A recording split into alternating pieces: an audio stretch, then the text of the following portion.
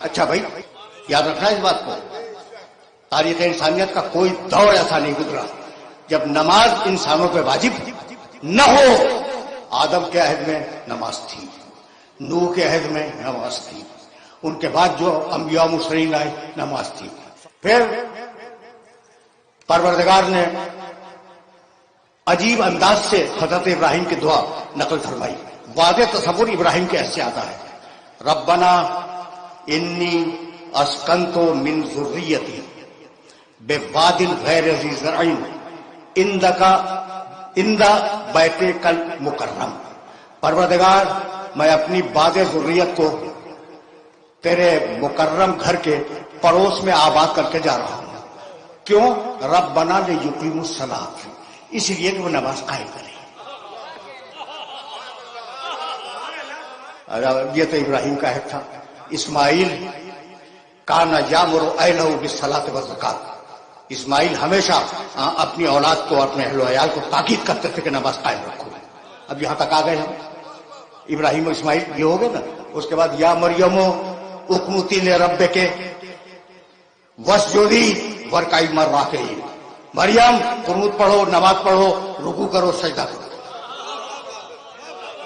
اچھا بھائی عیسیٰ کہنے لگے کہ انی عبداللہ آتانی الکتاب وجعلنی نبیا، عیسیٰ گود میں بولے تھے میں اللہ کا بندہ ہوں، اللہ نے مجھے کتاب دی ہے، اللہ نے مجھے نبی بنایا ہے، واوصانی بالصلاۃ والزکوٰۃ، اور اللہ نے مجھے وصیت کی کہ میں نماز قائم رکھوں۔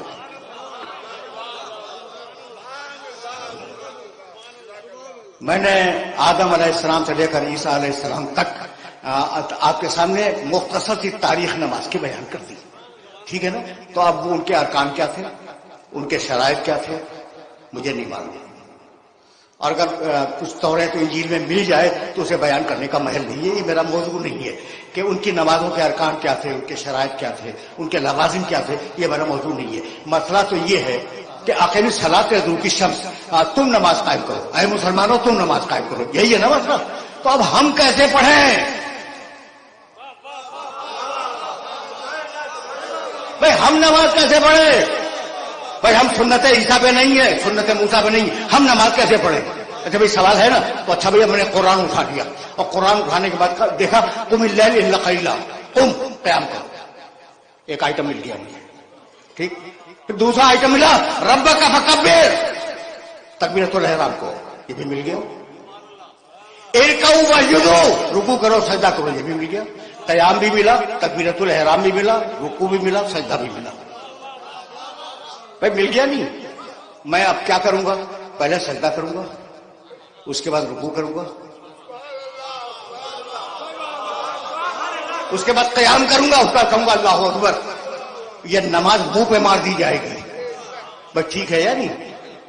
اچھا تو اب کیا کریں؟ کہا صلو کما رأیتمونی اصلی، اب یہاں سے میرا محمد داخل ہوا شریعت میں، اب یہاں سے شریعت میں میرا نبی داخل ہوا، صلو، سب نے لکھا ہے اس روایت کو، کما رأیتمونی اصلی، ویسے پڑھو جیسے مجھے پڑھتے ہوئے دیکھو، ویسے پڑھو جیسے مجھے پڑھتے ہوئے دیکھو، یعنی قرآن سے ڈھونڈ ڈھونڈ کے نہ پڑھنا، مجھے دیکھ کے پڑھنا۔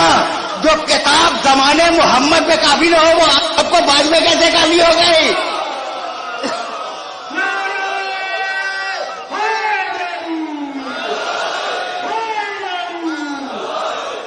دیکھنا بھائی میں تو بڑی احتیاط سے بات کرنے کا عادی ہوں، اور اتحاد بین المسلمین کا قائل ہوں، زبان سے نہیں دل سے، ٹھیک؟ تو جیسے مجھے دیکھو پڑھتے ہوئے ویسے پڑھو، یہی ہے نا؟ اچھا بھائی تو اب آپ کو پتا ہے کہ آج مسلمانوں نے جو مسجدیں بنائی ہوئی ہیں ان میں مختلف طریقے سے پڑھی جاتی ہیں، مختلف طریقوں سے پڑھی جاتی ہیں، آپ کے علم ہے نا بات؟ اچھا بھائی تو اب چھوڑو مکے کی زندگی کو، بات بہت لمبی ہو جائے گی، لیکن ایک بات اب مجھے سے سنو گے اور مجھے سے سنتے جاؤ۔ مکے کی زندگی کو تھوڑی دیر کے لیے چھوڑ دیں، مدینے کی زندگی جہاں رسول ایک سربراہ، اسلامی معاشرے کے سربراہ کی حیثیت سے تشریف فرما ہے، 10 برس رہے نا مدینے میں۔ اچھا بھائی 10 برس میں ایک دن میں کتنی نمازیں پڑھی؟ 5 مرتبہ۔ لوگوں کے سامنے جماعت پڑھاتے تھے. کتنی پڑھی بھائی ایک دن میں؟ 5 مرتبہ. اچھا بھائی اب روز 5 مرتبہ اگر 30 دن کا مہینہ فرض کیا جائے تو ایک مہینے میں کتنی ہوئی؟ 150.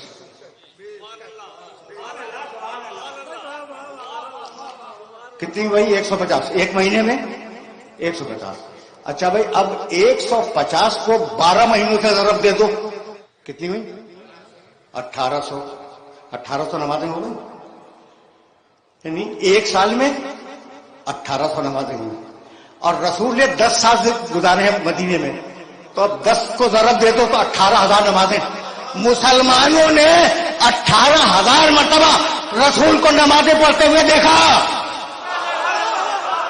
اور پھر اختلاف ہو گیا. تو یا آنکھ خراب تھی یا دل خراب تھا؟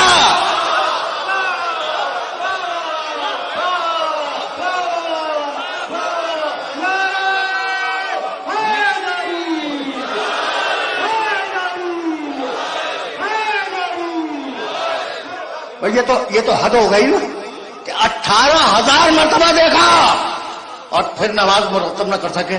اس لیے اب یا رسول اللہ آپ پر لازم ہے کہ اگر نماز چھوڑ کے جا رہے ہیں تو ایک نماز پڑھنے والا بھی چھوڑ کے جائے. اور جب تک دنیا میں نمازی ہیں ایک سچا نماز پڑھنے والے کا وجود ضروری ہے.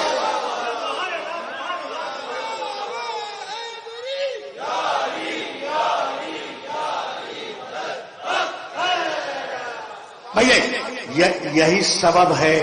اب جملہ سنو، میں کبھی کبھی واقعات بیان کرتا ہوں کہ جنگ جمل کے بعد علی نماز پڑھا رہے تھے اور ان کے پیچھے قرآن صحابہ کرام میں سے 2 بزرگ تشریف فرما تھے، عمران ابن حسین اور مطرف ابن عبداللہ رضی اللہ تعالی عنہما.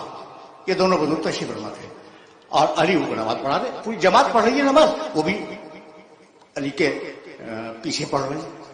ٹھیک ہے نا. جب نماز ختم ہوئی تو ایک صحابی نے دوسرے صحابی کو دیکھا اور کہا اس جوان نے آج رسول کی نماز یاد دلا دی.